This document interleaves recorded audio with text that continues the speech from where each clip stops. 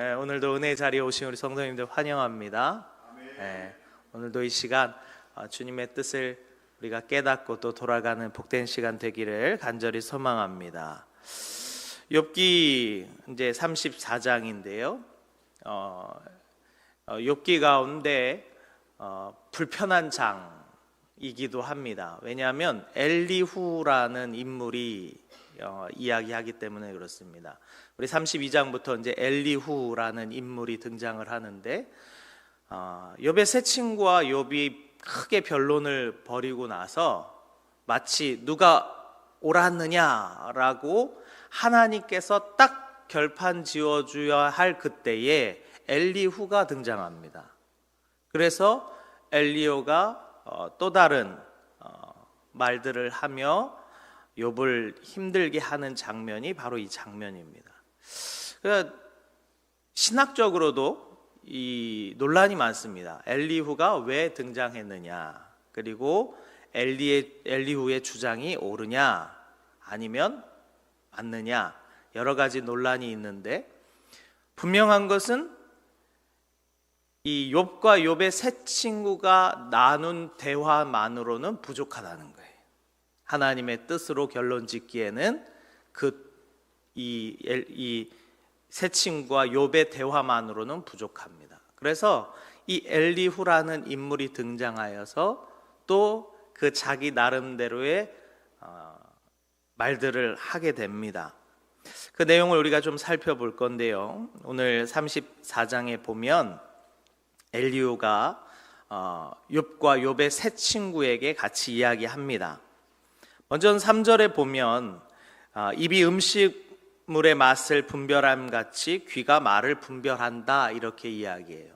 모든 사람들은 어떠한 말을 듣게 되면 이것이 옳으냐 그르냐 분별하게 돼 있어요.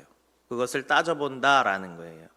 그리고 또한 이 엘리후가 이 욥과 세 친구에게 뭐라고 말하냐면 4절에 보니까 우리가 정의를 가려내고 무엇이 선한가 우리끼리 알아보자, 이렇게 이야기해요. 즉 당신들이 주장하던 그 말이 하나님 앞에 옳은가 우리가 따져봅시다. 하나님 앞에서 욥이 내가 하나님 전능자 앞에서 차마 말을 못하겠다 하니 우리끼리라도 우리가 무엇이 정의인지 무엇이 선인지 분별해 봅시다 라고 이야기하는 거예요. 그러면서 엘리후가 욥에 대한 평가를 하는데 좀 문제가 있습니다. 우리 5절부터 9절인데요. 욥이 말하기를 내가 의로우나 하나님이 내 의를 부인하셨고 내가 정당함에도 거짓말쟁이라 하셨고 나는 허물이 없으나 화살로 상처를 입혔노라 하니 어떤 사람이 욥과 같으랴. 욥이 비방하기를 물 마실 듯 하며 악한 일을 하는 자들과 한패가 되어 악인과 함께 다니면서 이르기를 사람이 하나님을 기뻐하나 무익하다 하는도다. 자, 우리 성도님들 생각하기에는 이 엘리후의 주장이 옳다고 생각합니까? 잘못됐다고 생각합니까? 왜곡이 있어요. 좀 왜곡이. 욥은 스스로 자신이 의롭다라고 한 적은 없습니다. 그리고 악인과 함께 다니며 하나님께서 나를 거짓말쟁이로 만드셨다라고도 말하진 않습니다. 내가 하나님 앞에 신실하여 거짓말한 적이 없다라고 했지 나를 거짓말쟁이라고 하신 적이 없습니다. 그런데도 이 엘리후는요, 이 욥에 대한 평가를 아주 박하게 합니다. 잘못된 주장을 합니다. 이 사람이 우리가 잘 생각해야 될 게 뭐냐면요, 사람이 어떤 것에 딱 꽂히면요 그런 쪽으로만 들려요. 말씀도 우리가 조심해야 되는 게 뭐냐면 내 상황에 따라서 말씀이 자꾸 다르게 들려요. 그래서 이 사람과 저 사람이 들은 말씀이 자꾸 달라요. 왜 그러냐? 자신이 무언가에 꽂혀 있어서 그래요. 우리 하나님의 말씀을 들을 때요, 우리는 좀 더 객관적으로 바르게 들을 필요가 있는데 엘리후의 입장에서는 엘리후가 왜 이런 발언을 하냐면 욥이 자꾸 자기 스스로 의롭다, 나는 잘못된 것이 없다라고 하니까 반대로 어떤 현상이 일어나냐면 그러면 하나님은 불의하냐 라는 식으로 들렸던 거예요. 그래서 엘리후는 자신이 마치 하나님을 대변하는 것처럼 이야기하다 보니까 욥을 이렇게 평가하게 됩니다. 그러니까 우리는 듣고 싶은 대로 듣는 성향이 있다라는 거예요. 제가 전에 있던 교회에서 어떤 부흥 강사님이 오셔서 집회를 하셨어요. 근데 집회 내용이 그런 거였습니다. 이렇게 예수 믿으면 잘 된다. 예수 믿으면 복 받는다. 근데 그 복이 물론 영혼의 복도 있지만 이 세상의 물질의 복에 관한 이야기도 했어요. 근데 한 청년이 그 말씀을 듣고 저한테 와서 하는 얘기가, 목사님, 이 말씀이 맞습니까? 라고 묻더라고요. 그래서 제가 이야기했어요. 그 말씀이 성경에 있어? 없어? 라고 물어봤어요. 그래서 성경에는 있대요. 그런데 듣기가 자꾸 불편하다는 거예요. 예수 믿으면 다 잘 된다고 하니까. 예수 믿으면 잘 된다. 근데 그 잘 된다는 것이 이 세상의 복에 대한 것을 자꾸 이야기하니까 이 청년이 계속 갈등이 오는 거예요. 그래서 우리는 그렇게 이해해야 됩니다. 하나님께서 쓰시는 역사라는 이 믿음의 역사가 쭉 흘러가는데 사람마다 쓰는 페이지가 다 달라요. 어떤 사람은 성경에 보면 그렇습니다. 예수를 믿음으로 정말 복받아서 이 세상에서 잘 사는 사람이 있어요. 그러나 반대로 어떤 사람은 예수를 믿음으로 그 영혼이 잘 되어 더 이상 그러한 것에 구애받지 않고 만족하며 살아가는 사람도 있고, 다양한 사람의 모습의 형태가 우리 가운데도 있고 성경 가운데도 있어요. 그런데 저 사람이 하나님 앞에 받았던 은혜를 너가 평가하지 마라.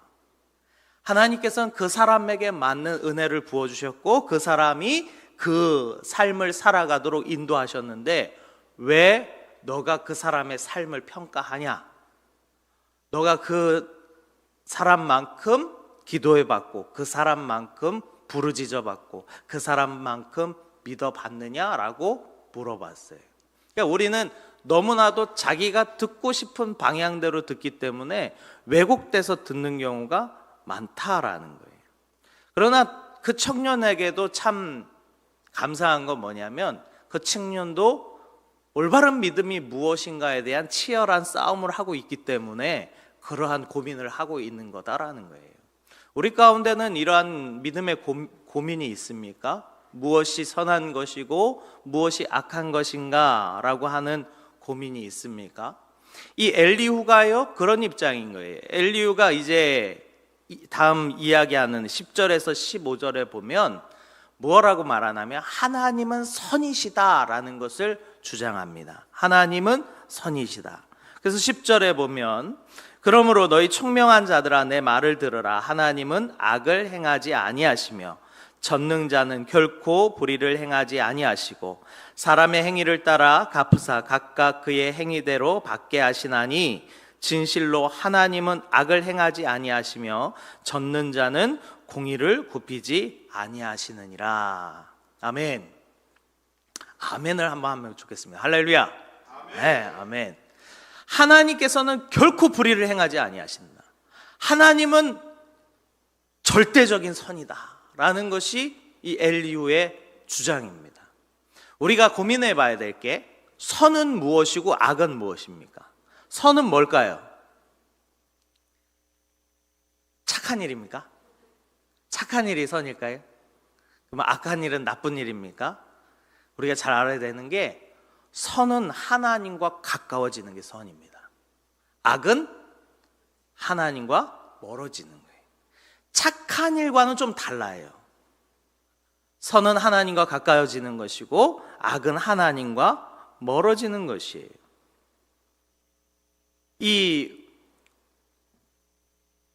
한 가지 질문을 하자면 만일 불교인이 착한 일을 해요.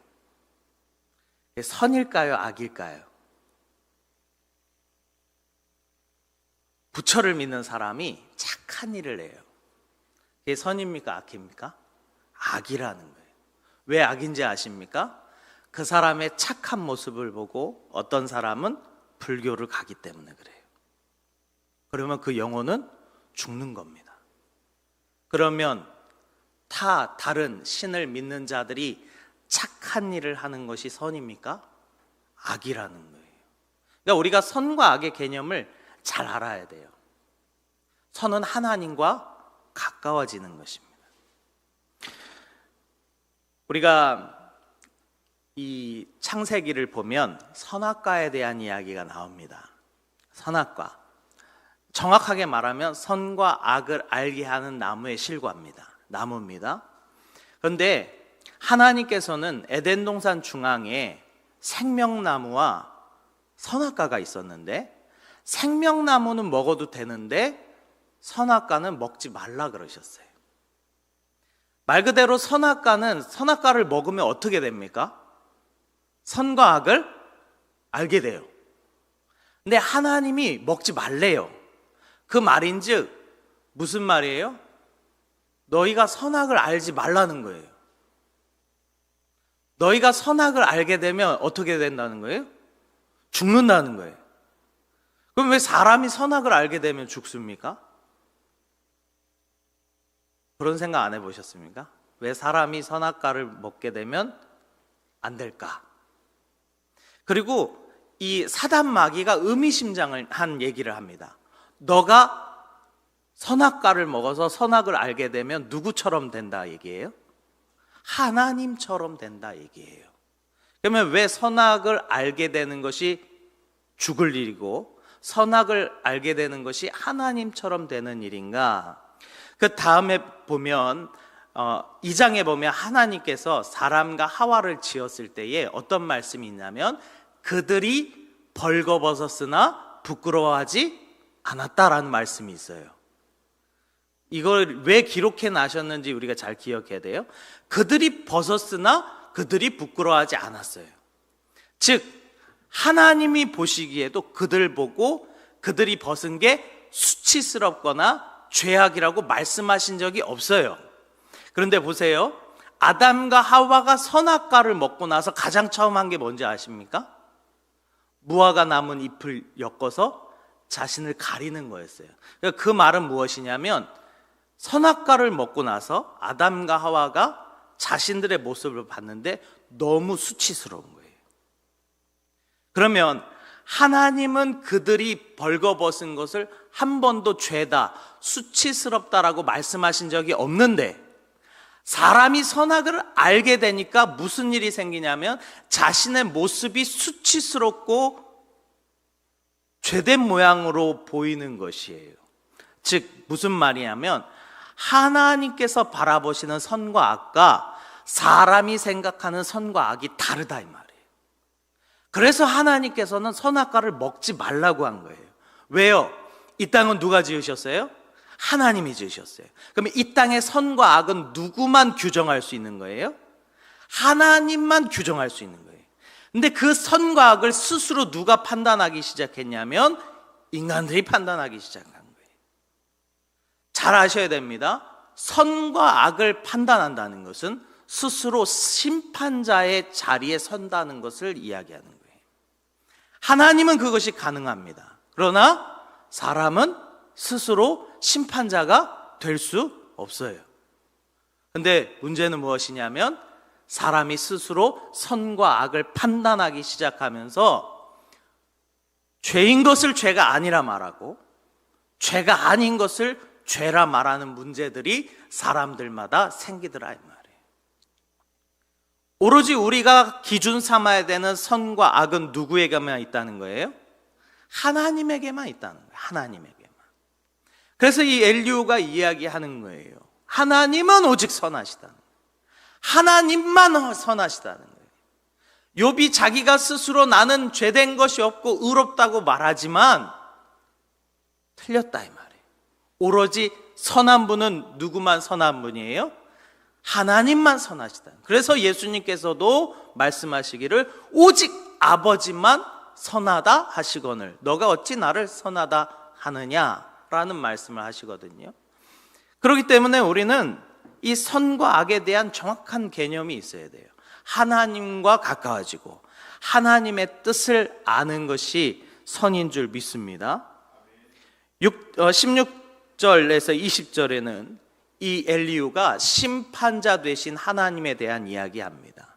즉 선악을 알게 하신 그 하나님만이 선과 악의 기준이요 그 하나님만이 심판자이다라는 것을 이야기합니다. 그래서 20절에 뭐라고 말합니까? 그들은 한밤중에 순식간에 죽나니 백성은 떨며 사라지고 세력 있는 자도 사람의 손을 빌리지 않고 제거함을 당하리라. 그는 사람의 길을 주목하시며 사람의 모든 걸음을 감찰하시나니 그는 행악자는 숨을 만한 흑암이나 사망이 그들의 그늘에 없느니라. 하나님은 사람을 심판하시기에 오래 생각하실 것이 없으니 세력 있는 자를 조사할 것 없이 꺾으시고 다른 사람을 세워 그를 대신하게 하시느니라.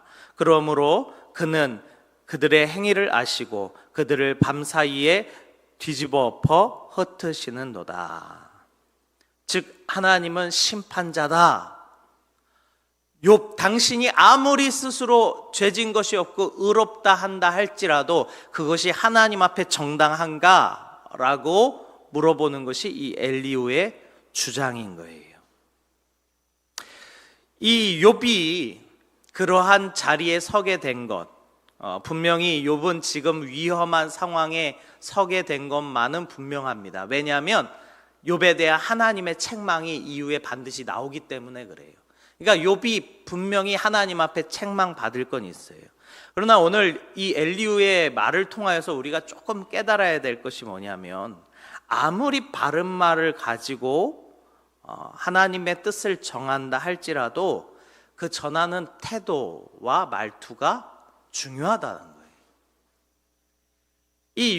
이 엘리후의 주장을 보면 어떻게 보면 틀린 건 없는 것 같아요. 그러나 그가 말하는 것, 특히 욥을 대하여 말하는 것은 매우 맹렬히 정죄하며 비난하며 칼과 같고 가시와 같은 비수를 꽂는 말들을 행합니다. 이 태도에 대해서는 옳지 않다라고 봅니다. 이 정말 위험한 사람은 교회 안에 위험한 사람은 무엇이냐면요, 자기가 스스로 옳다라고 여기는 사람이 위험해요. 그러한 사람들이 자신은 권면한다고 생각하지만 듣는 사람은 정죄로 들을 수 있어요. 교회 안에 그런 일이 참 많습니다. 분명히 하나님의 뜻이긴 한데 그 사람의 말투 때문에 그 일이 진행이 되지 않는 경우가 많아요. 그 사람의 말투 때문에. 35절, 36절, 37절을 보니까 엘리후가 말하는 거예요. 욥이 무식하게 말하니 그의 말이 지혜롭지 못하도다. 나는 욥이 끝까지 시험받기를 원하노라. 이는 그의 대답이 악인과 같음이라. 그가 그의 죄에 반역을 더하며 무리와 어울려 손뼉을 치며 하나님을 거역하는 말을 많이 하는도다. 이렇게 이야기해요. 참 너무 칼 같은 말로 찌르지 않습니까? 엘리후의 말과 그의 책망의 방식은 그렇게 올바르게 보이진 않습니다. 하지만 오늘 전한 엘리후의 말은 우리가 좀 생각해 봐야 될 게 뭐냐면 하나님께서 이 욥의 세 친구에게는 책망하시는데 엘리후에 대한 이야기는 따로 안 하셔요. 그래서 난 왜 그럴까 좀 곰곰이 생각을 해봤는데 엘리후는요, 욥과 세 친구가 변론할 때 가졌던 어떤 그런 관점과 전혀 다른 새로운 관점을 가지고 이야기합니다. 근데 그 관점이 나중에 책망하실 때 보면 하나님의 관점과 같아요. 그래서 하나님께서 이것 때문에 엘리후에게는 특별히 책망하는 말씀을 안 하였나 보다라는 생각을 합니다. 어떠한 관점이냐? 그 관점은 수요일날 저녁에 말씀드리도록 하겠습니다. 수요일날 저녁에 제가 또 엘리후에 대한 말씀을 전하기 때문에 오늘 들은 말씀을 정리하고자 합니다. 하나님께서는 선이시고 우리는 악입니다. 우리가 이 땅 가운데 무슨 일을 하더라도 우리는 악입니다. 왜 그렇습니까?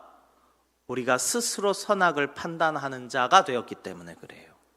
그 선악은 하나님의 선악과 다릅니다. 때로는 하나님께서 선하다 하시는 것을 우리가 악하다 말하며, 하나님께서 악하다 하시는 말씀을 우리는 선하다라고 생각하며 살아가는 경우가 아주 많습니다. 그러기에 오늘 말씀을 우리가 잘 기억하고 오로지 우리의 삶과 인생과 초점을 하나님께만 맞추어 하나님께서 보시기에 선한 자로 세움을 입으시는 우리 성도님들 되시기를 주님의 이름으로 축원합니다. 기도하겠습니다. 하나님,